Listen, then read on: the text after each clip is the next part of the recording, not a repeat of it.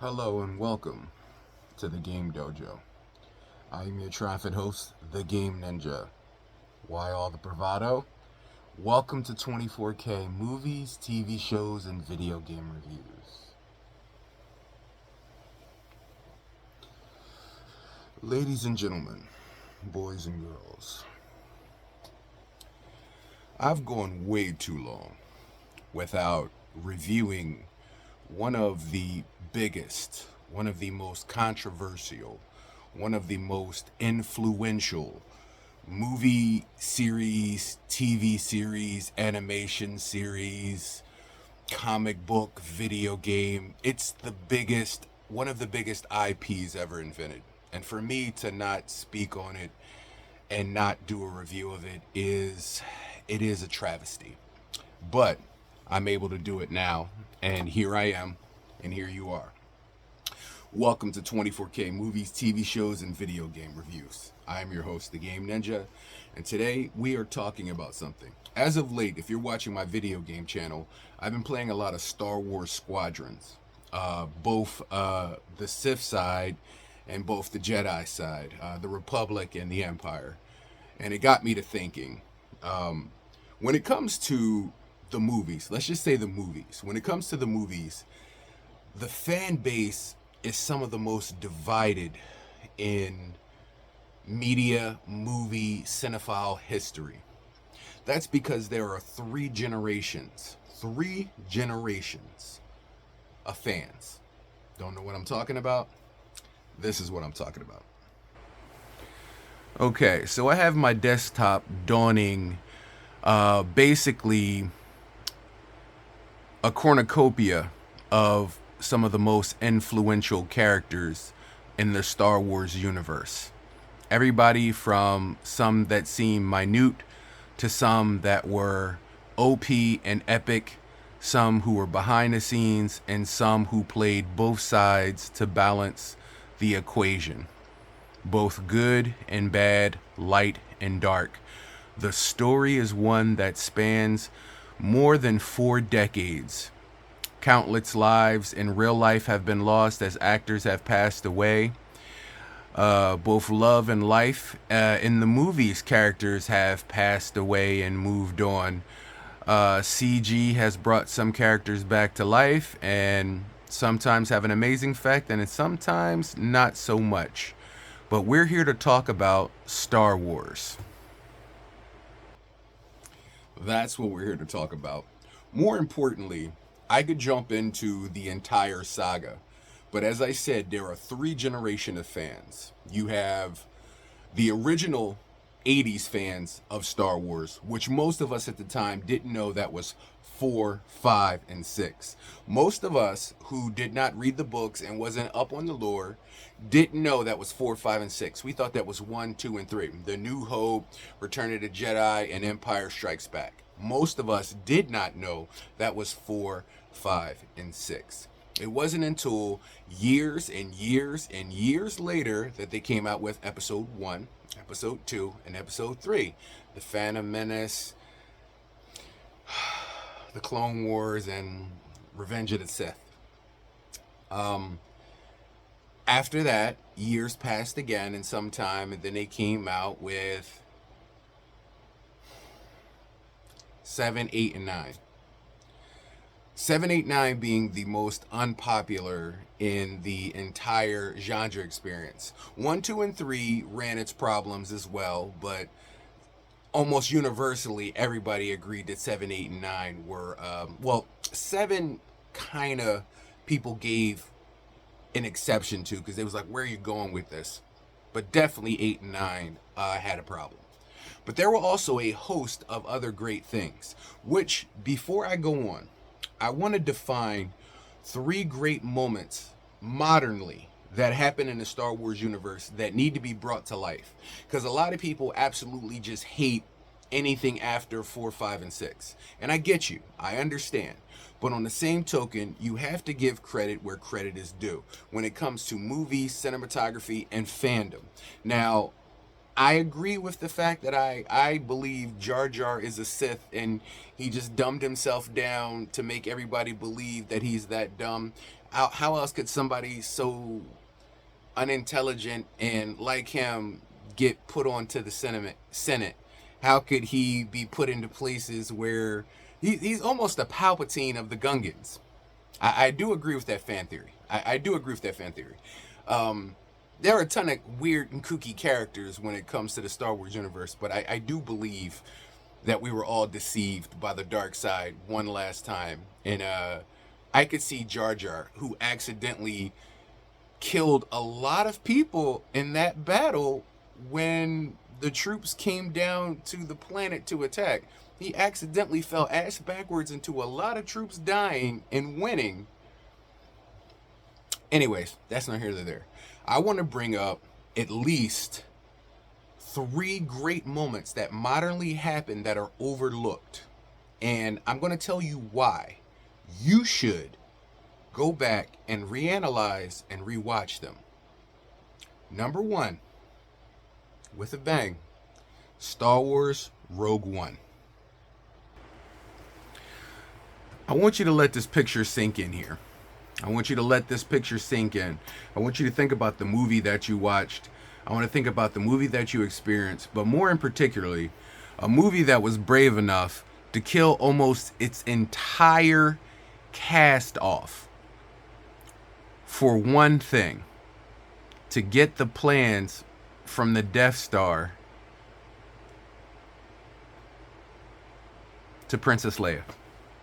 The entire movie was dedicated, all the countless lives lost, and believe it or not, many people went to tears when the planet blew up and their beautiful heroes all died because they expected everybody to live and win, but unfortunately that is not the turn Star Wars Rogue One actually took, and I'm glad that it didn't. I'm glad that it set up A New Hope the way it did, and actually the last few minutes of Rogue One is the beginning of Star Wars A New Hope. That's right, the old one you watched from back in day. The ending of Rogue One is the beginning of A New Hope. Now, a lot happened in Rogue One to make it an awesome film. Stand by itself. You could be decided on it on what you like and what you don't like, what you think is good and what you think is bad. But the undeniable point is we've often heard of Vader and his power. We often heard of him being a monster. We often saw teasing of him being evil and monstrous. But for the first time illustrated actually in history, the scene, the infamous hallway scene in Rogue One, there was a point at which Rogue One became a bunch of different movies. Number 1, it was a rom-com. There was a romantic kind of comedy, kind of love story between the 2 main characters falling in love during the midst of the rebellion, and that was gentle and amazing.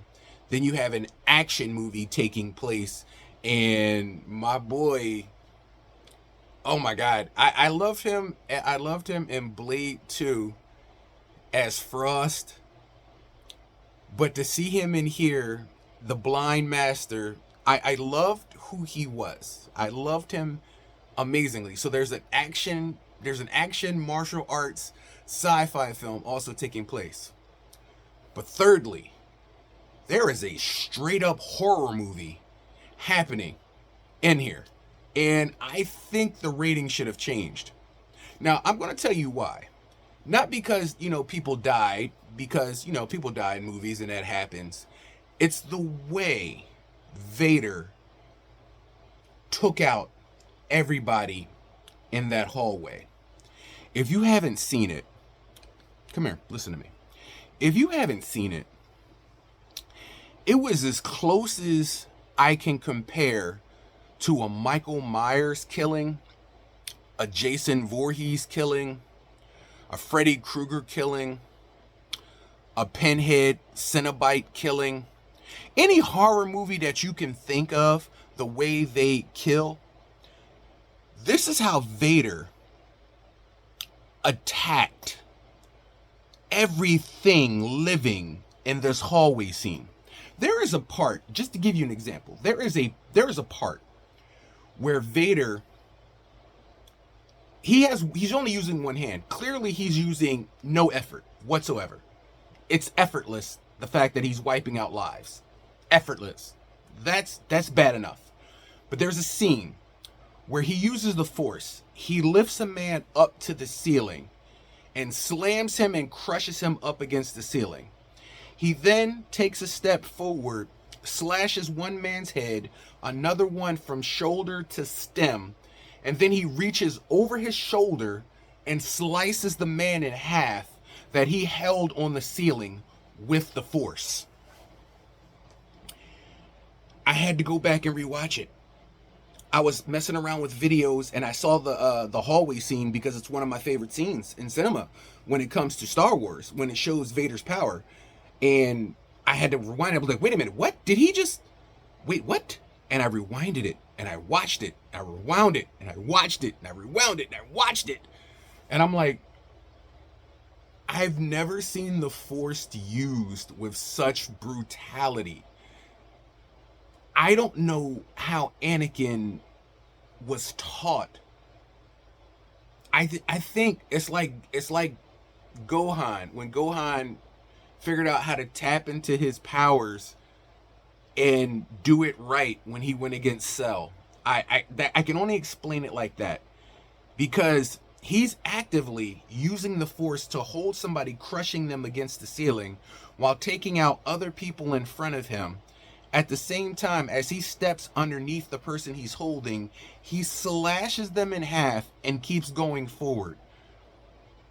And I hate to glorify violence. I really do. I really do, because he's the bad guy. And I hate to love the bad guy. But if you look closely, on his chest plate, when he breathes, you see the lights light up. And when he's not breathing, the lights are off. If you look closely in that scene, after he takes a breath in the beginning of that hallway, he doesn't breathe again until he's standing at the edge of the ship, watching the Princess Leia's ship fly away. Then you see the lights come back on his respirator. He did that in one breath. He held his breath that entire time while using one hand and manipulating the Force with no effort. There's even a scene while he's slashing people with his lightsaber where he cuts somebody in half along with the door. And I'm like, this is borderline horror movie brutality. And then as the scene keeps going, they could have cut it there. It just keeps going and going. And the lengths of that hallway that he goes down, there's nothing I can do, but I'm just like, it's like watching a car accident. You can't look away. But at the same token, you're looking at this beast tear apart this hallway. And I'm like, oh my God, like, I had to give him a hand clap. Like, you can say what you want to about Star Wars Rogue One. That scene illustrates what you've always been taught about Vader's power, but have never seen visually. And that's a fraction of it. And I heard they didn't even intend on putting that scene in there. They did it last minute. Bravo. Bravo. Bravo. One of the greatest Star Wars moments in recent history was Rogue One, that hallway scene, Vader's rage. And I'm going to tell you, the shit was terrifying. Absolutely terrifying. Whew. The way he tore apart into them people, and the way they were screaming in fear because they couldn't get the door open. It was like Jason was after them. And you got to understand, like, there wasn't nobody going to live. He wasn't after taking prisoners. Like, he was there for slaughter. Like, and he did it effortlessly. Like, Rogue One. I said I had 3. That's definitely one. That's definitely one. Let me move on to my next recent great moment in Star Wars history. Okay, number two.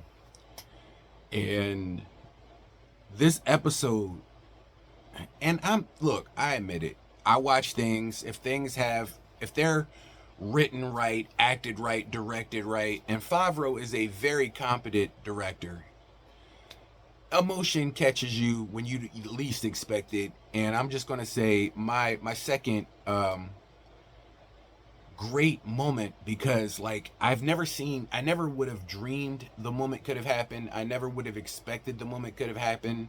I never would have known the Star Wars universe in modern years to be capable of such things. That would be chapter 16 of The Mandalorian, and I'm talking about the return of Luke Skywalker. It is a brilliant piece of fandom brought to life on television when a movie could have done it and it would have sold out. It would have sold out instantly. People would have went for the movie just to see that one scene. Now, for those of you who don't know what I'm talking about, The Mandalorian is already a great TV series to watch.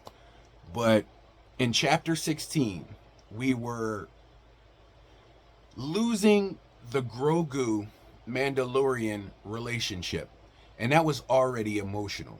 But then we're met with Moff Gideon, the dark saber, and Grogu being held captive by Moff Gideon. And then you have the dark troopers that are by themselves, impossible. They literally held the Mandalorian up against the wall and punched his Beskar helmet through the wall over and over and over again. This is just the reason why I chose this one, because this is the exact mirror representation of Rogue One with showing the power of Vader. Except for now we're flipping it, showing the power of the Jedi in Luke. These machines are almost completely indestructible. They're made of Beskar. I've never seen the Mando and everybody get their ass whooped the way that they did by these dark Imperial red lighted Sith troopers. Like, it was insane. It was insanity. But somehow they blew them out of the airlock, and you're like, oh wow, that's great. So they don't have to deal with them. No, they have jetpacks. They come back. My backpack's a jet. I'm Boba the Fett. I bounty hunt for Jabba Hunt. And there were so many different conglomerations that they brought together in this one. The dark saber being only talked about, now being brought to life and being canon in the universe. Something we can see now. The Mandalorian taking off his helmet to expose himself to Grogu, saying goodbye to him. It was a tearjerker because they had such a relationship. It was like father and son. It was amazing. But the energy turned when all of the dark Imperial troopers flew back to the ship and just started punching down walls, breaking havoc. And you know there's nothing and nobody there that can take on these things. No warrior, no Mandalorian, no Moff Gideon, nobody with anything that they have can take on what's happening here. Well, Moff Gideon is evil, but there was nobody capable of taking on these things. And you see an X-Wing pull up outside. And if you go on YouTube, you can look up people's reactions. You can look up everybody's reactions. From the moment the X-Wing pulled up, people were questioning time, space, frame, and then people were just like, well, that's, who the hell is that? And then a person got out with the hooded cloak and they're walking down the hallway using the Force. So you're like, you know it's a Jedi, you know it's a Force user, but who is it? And in the back of your mind, you're like, the only person that makes sense is Luke, but it can't be. It can't possibly be Luke. And then as these machines, these indestructible machines, start to be ripped apart like nothing with no effort. The same way Vader took down the people in that hallway in Rogue One, this Jedi tears through these indestructible machines as if they were nothing. It is a brilliant piece of Star Wars cinema. And as he goes through them like they're nothing, absolutely nothing. And I'm talking about, there's moves where he spins around, slash the knee, turn around, take off the head. He does it effortlessly. And as he gets to the door opens and smoke parts up. Just like when Vader was revealed in Rogue One. This is the exact mirror. And that's why I had to give it credit. It's the exact mirror, except for instead of a Sith Lord, now you have a Jedi Master. And who is it that comes walking through the door? Let me show you. Yes, it's true. None other than Luke Skywalker himself. And I shit you not, the entire audience, everywhere, the fan base lost it. The entire fan base lost it. Now, most of us who knew the color of the saber as he was coming down a hallway figured out it was Luke. Didn't know how it was Luke, but figured out it was Luke because of the green saber. But when he walked through the door and you saw Mark Hamill, it brought chills, literal chill bumps to you. And this is what I mean when I say how deep the Jedi and Star Wars and Sith storyline goes. Any true fans of the Star Wars saga was ignited by an impossible thing. We already knew at this point Mark Hamill was done with it. We already knew at this point George Lucas was done with it. We already knew at this point there was something that was never going to happen. It was never going to be brought to light. But somehow they brought this moment to the fans. And we fucking lost it. All over the internet, there was craze. Instant ratings, instant shoots, instant reaction videos. Everybody who was a Star Wars fanatic, fan, cosplayer, lost it.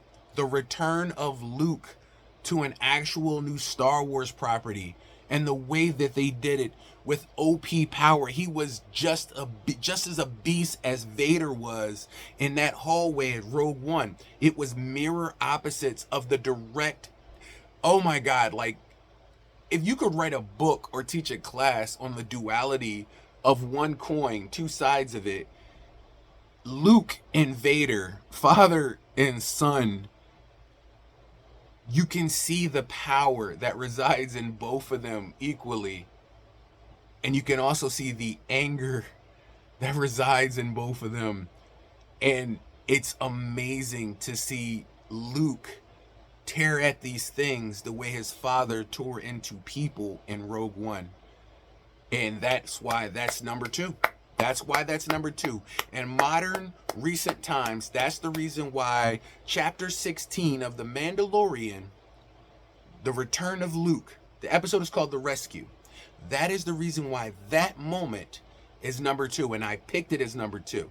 Number one had to be Rogue One because it set up this one, and they're exact mirrors of each other. Absolutely friggin' phenomenal. And my heart as a Star Wars fan could not take it. I must have rewatched that episode in that season probably about 4 or 5 times. But this is what got lost when you went further into the Star Wars franchise of movies and TV shows property. They just forgot about this. They forgot about the fans. They forgot about the source material. They forgot about the reason why it's such a high regarded property. And unfortunately, you either live long enough to see yourself become the hero of your story or the villain. And unfortunately, Star Wars took a tank down. And most real Star Wars fans and great Star Wars fans were pretty much done by the time we got to Episode 9, and definitely with the Star Wars streaming series that they came out with that were just agendist, woke ideologies. Like, everybody was pretty much done at that point. I mean, you were just making things to recreate and retcon your own storylines at that point. And like I said, it is what it is. But that brings me to my third, because the series to me was very weak, but there was a moment in the series that was worth it. The juice was worth the squeeze. What am I talking about? Ahsoka Tano. Ahsoka Tano. Rosario put her thing down. I didn't know too much about her character. I had to go back and watch the Clone Wars animated series. But I had learned that Anakin had taken on a Padawan and had trained Ahsoka, and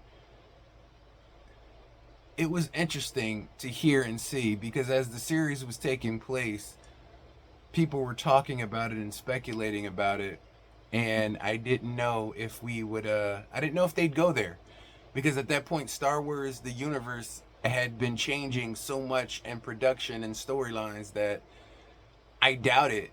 But number 3 on my list is the return of Hayden Christensen as Anakin Skywalker.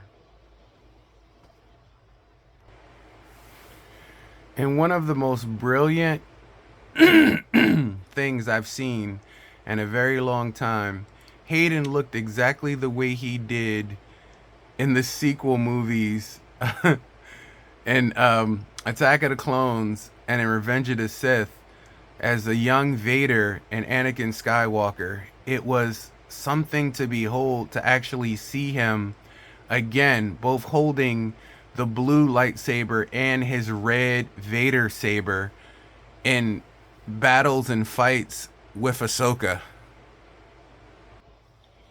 Seeing him don that suit one more time and picking up a saber was something we didn't. It's something the fan base didn't know we needed. But I remember as it was happening, the secret was out that he was attached to the series. And there was a con event that he went to where they announced him, and he walked out, and the fans gave him a standing ovation that lasted for over 10 minutes. And he got teary-eyed, and greatly so. Because for a character who's both loved and hated, admired and revered, feared and loved at the same time, to see Hayden come back as that character was amazing. Now, the series itself, Ahsoka, was slow, too much talking, too much. There was too much going on. But that scene alone was worth the squeeze of the series. And the series is an okay watch. I prefer the animated series to the real life version that I got. But that scene, those scenes with him, seeing him again in that suit, in the black, in the leather, it was something I didn't know I needed. It's something I didn't know I wanted, and I absolutely loved it. And in Obi-Wan, the series, to see him spin Obi-Wan slowly rotisserie style across that lava. See, look, in Revenge of the Sith, there is something that's going to divide fans, and it may divide you and me and my audience. There is a scene at the end where Anakin is fighting Obi-Wan. Master and apprentice, well, master and master now, fighting each other. Anakin is given into the dark side. Obi-Wan knows he must represent the Force, and he'll fight him if he must. And Obi-Wan tells him, Anakin, don't try it. I have the high ground. And Anakin tries it and jumps up because he's hanging off like a little cliff thing area. and he gets his arm and his legs cut off by Obi-Wan, and Obi-Wan gives that emotional speech. I loved you. I loved you as a brother. You were supposed to bring balance to democracy, not end it. And you can see Anakin's hate make his eyes glow red. I hate you, as he's burning on the side of the volcano. And it's a really messed up scene. And the reason why it divides a lot of people, because that mirrors Qui-Gon's scene where Qui-Gon was fighting Maul, and Qui-Gon caught the business end of that Maul staff, and Obi-Wan was fighting Maul, and Obi-Wan is now hanging down, and Maul is above him with the high ground. So technically, that lesson should have been the same, where when Obi-Wan jumped up, Maul should have gotten him. But you can look at it two ways. You can look at it that Obi-Wan trained for that upset, which is why Maul didn't prepare for something like that, because he's always on top. He's never thinking at a disadvantage. But Obi-Wan is always thinking of disadvantages as his advantage. So you can look at it as though he capitalized on that and knew he didn't teach that to Anakin. But for him not to teach that to Anakin makes him an SOB, because he clearly didn't show Anakin everything he knew. Otherwise, he would have taught him the value of that high ground, low ground thing. Anyway, in Obi-Wan the series, Anakin catches up with Obi-Wan as Vader, and he's full Vader. He's full Vader. And they have a battle of wills and battles of the Force, and it's an amazing scene. And Obi-Wan ends up being slowly spun rotisserie style across some hot, cold lavas by the Force with Anakin, and Anakin slowly spins him rotisserie style like a chicken across these flames. You can see it as the payback. The payback that I didn't know that I wanted, that we got between him and Anakin. Because Anakin could have killed him at that point too, right then and there. But he left him, just like Obi-Wan left him. Which, I don't know if there was some light left in them.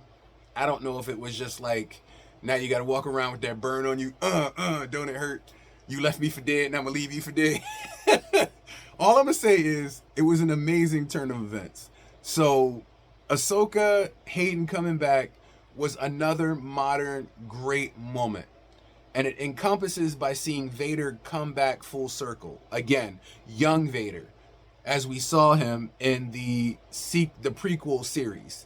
The Phantom Menace, Attack of the Clones, and Revenge of the Sith. Now, I will not talk about 7, 8, and 9, because 7 is an okay watch for me, but doing Finn dirty, and I didn't like, there was just so much that rubbed me the wrong way. It felt like it was undoing the Star Wars that I knew, that I grew up on. And I was just like, 1, 2, and 3 I could deal with, but 7, 8, and 9 I couldn't even go there. All of a sudden, there's somebody who automatically has so much power. They're so OP. They know the Force. They can do everything they want. They can force choke people and use everything else. It just comes to them naturally. It's like somebody put a cheat in the game. Like, all of a sudden, they're level 50. You start off on level 1, and everybody's on level 1, and you level 50. And you're like, how the hell you get level 50? How are you a level 50? Like, you're cheating. And then the whole Force healing thing and Force bringing people back. I'm like, that is an amazing talent. I've seen it in the video games. Unfortunately, if that talent was really a thing, then it means Qui-Gon didn't have to die. Matter of fact, there's a lot of Jedis that didn't have to die if you could use the midi-chlorians to heal them and bring them back. Not to mention, I wasn't buying the whole kind of love story between Kylo and Rey. It kind of felt like brother and sister. Don't ask me why. It just kind of felt like brother and sister. And I know that's like, you could say, well, the whole Luke and Leia thing that went down with the kiss. But it was established after, it was brother and sister. It felt odd. Han Solo. I just didn't like the dynamic. And I was just like, oh, she's going to end up with Finn. He shows that he has the abilities to wield sabers, and he clearly has a knowledge of the Force somehow. So they're gonna suss this out. That never happened. It never went anywhere. I didn't like that. And I liked it that an Imperial stormtrooper that wasn't just like a clone had a conscious, had a revert inside of himself, and had the ability and knowledge of the Force. I thought it was going to go great places right off the book. Boyega was misused. And I'm like, of course. Of course. Of course. But anyway, no matter what you think of the universe as a whole, I'm going to stick with the 6 movies. I'm going to stick with episode 1, 2, 3, 4, 5, and 6. That's going to be my Star Wars universe. I will include Rogue One because Rogue One leads right up, literally right up to A New Hope. And that Vader scene, The Mandalorian, I could deal with the Book of Boba Fett. The Obi-Wan series, I could take it or leave it, but I did kind of like the fact that they had jumped into a background for Obi-Wan and what he did on Tatooine, you know what I'm saying, till he was an old man. Like, he didn't just show up as an old man like, hey, Annie, how you doing? Blah, blah, blah, blah, blah, blah. I mean, Luke. Let's talk about Annie. That's funny because it kind of mirrors it. He saw Anakin, and then he saw Luke. Like, that's pretty cool. Did I really just think about that now after all these years? Crazy. Anyway, the series as a whole, without 7, 8, 9. I repeat, no 7, 8, 9. 1, 2, 3, 4, 5, 6, and the movies. I did like Solo, the Han Solo story, and I did like the fact that they put Darth Maul in that. And I did like the Solo story. So I'm going to include those side movies that nobody wants to talk about. I will give them credit because they have just as much credit as Rogue One did. As a matter of fact, if you've played the games, some of the things you found in the games incorporate to the movies and the series. They do. They're canon. Like, how many of y'all knew about the Darksaber before the Darksaber was a thing?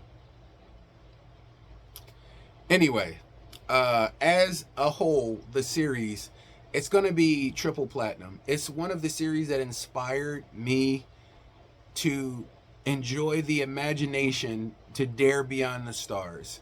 It gave me the ability to love movies in a way that most modern movies and movies back then weren't capable of illustrating. It gave me an escape to jump into a universe, into a land, into a place that I didn't know existed, I didn't know I needed, and it gave me somebody to root for.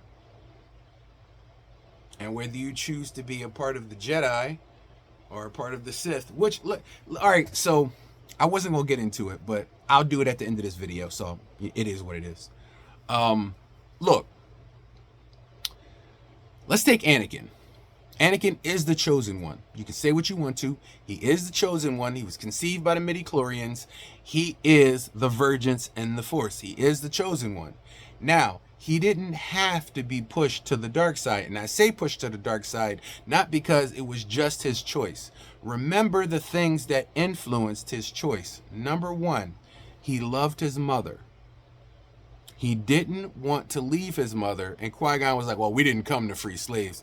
You got more Republic credits in the Jedi Temple than me. But okay, you can't take my mom now. Why can't we go back? Why can't we go back for my mom? And I know Anakin asked many times. They imply it. We know he asked many times and inquired about his mother. His mother now, who doesn't have a son, being slaved out on a planet that treats people very bad. So you know what she's going through. But the Jedi don't give a shit about parents. They take children, use their wealth of power, but they forget about the attachments. They forget about the family and the familial attachments. This is a mistake by the Jedi that makes them weak. This is a mistake. Because to harmonize love and hate, good and bad, makes you a stronger being. Now that is what left them blind to the Sith always, is because they were arrogant. And that arrogance leaves blind spots in your armor. The Sith were blind because they only looked for one thing: power. Power and control. They cut off their emotions too. But if you notice, the greatest Sith Lords were once Jedi. And if you look at it, the greatest warriors were able to use both sides of the Force universally, harmonizing the dark and the light, because you need both. Anakin could have went either way. Everybody's like, oh, it's his destiny to be evil. No, it wasn't. When Qui-Gon first went to the council for Anakin to be trained, he said, no, the boy has too much hate, too much anger. I sense fear in him. You didn't want him to be trained. Even though you knew his midi-chlorian account was higher than yours, Yoda. If you could have removed yourself from that situation, what is going to happen to this boy with a power like that if not trained by you? If not governed by you, what do you think will happen to this power that resides in this boy who has much fear and anger if you don't teach it, if you don't train it, if you don't help it? A mistake. Emotions. Can't have them.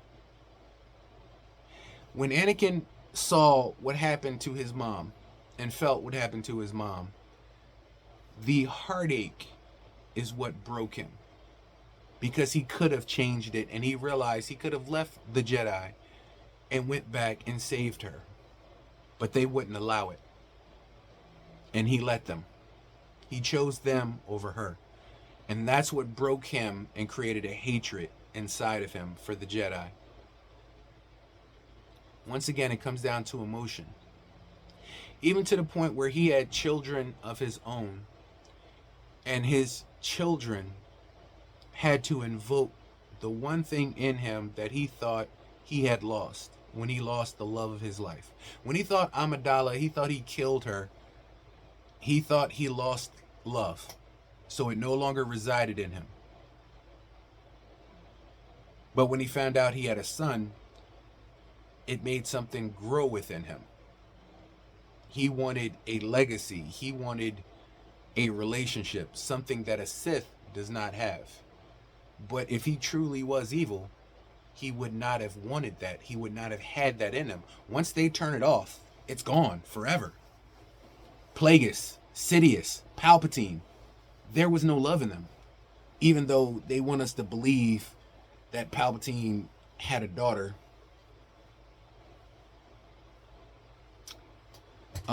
Yeah, not buying that line. Snoke, I always believe, was Mace Windu because he didn't die. Of course, that was a popular theory too as well. We're not going there. But anyway, when it comes down to it, it's about choices. The whole series is about choices. What you choose to glorify, who you choose to glorify, and who you truly are inside. Will you let people persuade you to be what they want you to be? Or will you be what you want to be? Or will you be what you need to become in order to overcome everything? In the end, he was the destined child to bring balance. But because he couldn't fulfill it, it was through his children that the Force would bring back balance. And that balance was upset by 789. All right, guys. Thank you for joining me. Star Wars is a platinum series. I love it. I'm not really trying to kick 7, 8, and 9 in the teeth. I watch them, but to me, like, they're as foreign to me as another series. Like, you could just go ahead and watch, whatchamacallit? You can watch, what's that Netflix thing? Hold on one second. There's like a X or R-rated Star Wars series they made. Hold on. Yeah, it's called Rebel Moon. I found Rebel Moon, the director's cut, not the regular one. Rebel Moon, the director's cuts, parts 1 and 2. I found that more enjoyable than 7, 8, and 9 in Star Wars. If you want to go and watch a rated R Star Wars movie that feels a lot better and explains a lot more and is clearly more enjoyable, go watch Rebel Moon, the director's cut. Not the regular, the director's cut. They're different movies altogether. If you watch the director's cut 1 and 2, go back and watch the director's cut 1 and 2. You'll see a different side of the Rebel Moon franchise, and I wish they would have delivered those from the beginning. So until next time, ladies and jelly spoons, remember, it is not always what you choose, but how you choose. May the Force be with you.